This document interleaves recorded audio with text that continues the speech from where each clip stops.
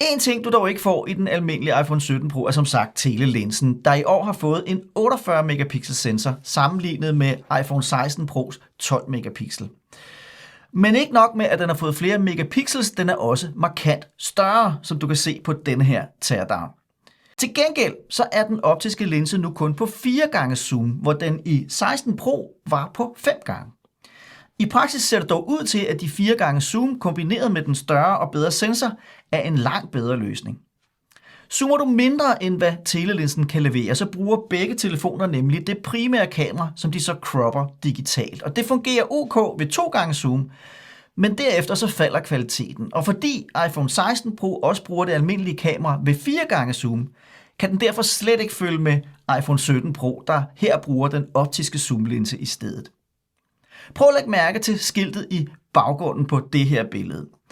Det overraskende er, at selv ved 5 gange zoom, hvor iPhone 16 Pro jo ikke behøver at crop billedet digitalt i modsætning til 17 Pro, jamen der er kvaliteten på iPhone 17 Pro faktisk stadig bedre.